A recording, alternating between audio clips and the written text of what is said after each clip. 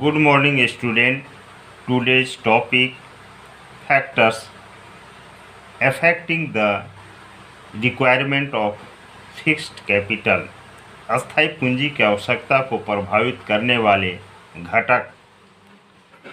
अस्थायी पूंजी की आवश्यकता निम्नलिखित घटकों से प्रभावित होती है। पहला, व्यवसाय की प्रकृति, नेचर ऑफ बिजनेस। अस्थायी पूंजी की आवश्यकता व्यवसाय की प्रकृति, नेचर ऑफ बिजनेस पर निर्भर करती है। व्यवसाय की प्रकृति प्रायः दो प्रकार की होती है: निर्माणी व्यवसाय, मैन्युफैक्चरिंग बिजनेस, एवं व्यापारिक व्यवसाय, ट्रेडिंग बिजनेस। निर्माण संस्थाओं में भूमि, भवन, मशीनरी आदि में अधिक विनियोग करना पड़ता है, अतः अधिक अस्थायी पूंजी की जरूरत पड़ती है।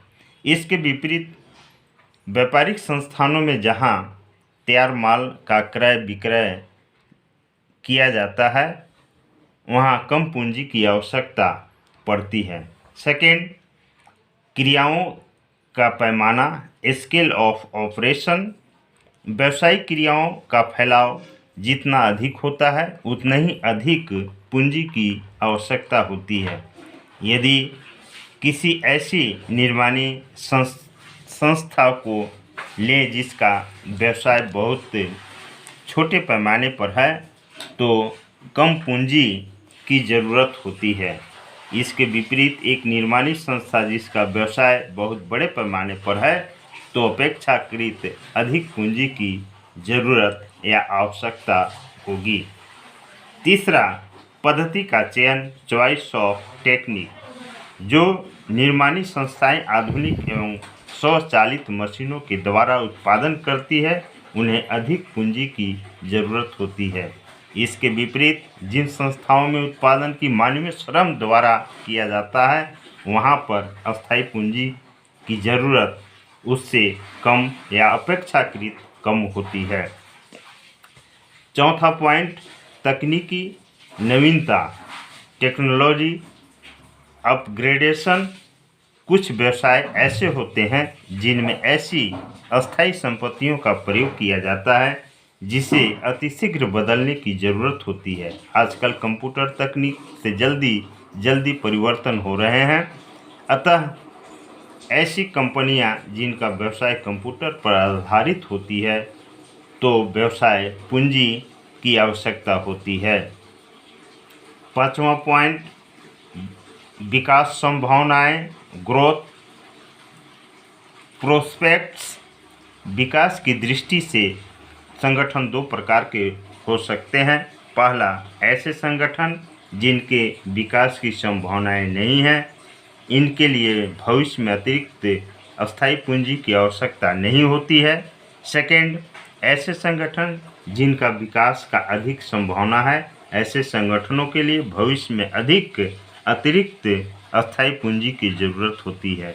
इन संगठनों में पहले से ही वित्तीय स्रोतों का चयन कर लिया जाता है ताकि आवश्यकता पड़ने पर जल्दी से वित्त प्रबंध उपलब्ध किया जा सके। छठा, विविधीकरण, डाइवर्सिफिकेशन। विविधीकरण का अर्थ एक के स्थान पर अनेक उत्पादों में व्यवसाय करने से है। जो संगठन विविधीकरण को अपनाना चाहते हैं कि निश्चित रूप से उनमें अधिक अस्थायी पूंजी की आवश्यकता है। उदाहरण के लिए, यदि एक कपड़ा निर्माता कंपनी कागज निर्माण का व्यवसाय भी प्रारंभ करे, तो भूमि, भवन, मशीनों आदि में भारी विनियोग करना पड़ सकता है, अतः अस्थायी पूंजी की आवश्यकता होगी। सातवां पॉइंट, वित्त व्यवस्था विकल्प, फिनेंशियल अल्टरनेटिव्स। प्रायः अस्थायी संपत्तियों में विनियोग के लिए दीर्घकालीन पूंजी स्रोतों जैसे समता अंश पूंजी, पूर्वाधिकार अंश पूंजी, ऋण पत्र आदि का भी प्रयोग किया जाता है। लेकिन आजकल वित्त का एक और स्रोत पट्टेदारी, लीजिंग के रूप में उभरा है। यदि कोई कंपनी इस स्रोत का प्रयोग करती है तो वह अस्थायी संपत्तियों को क्रय करने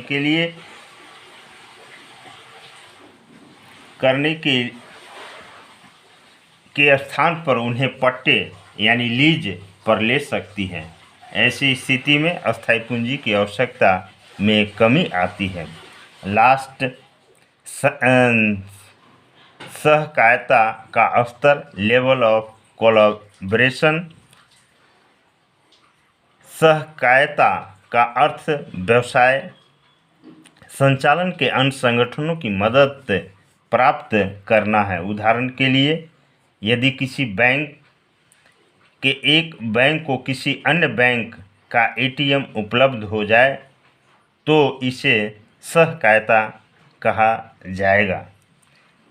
इससे कुछ सुविधा उपलब्ध करवाने वाले बैंक को किराए के रूप में आय होगी और सुविधा प्राप्त करने वाले बैंक को अस्थायी संपत्तियों में अधिक विनियोग नहीं करना होगा। अतः कहा जा सकता है सहकायता यानी लेवल ऑफ कोलैबोरेशन में अस्थायी पूंजी की आवश्यकता में कमी आएगी। Thank you student.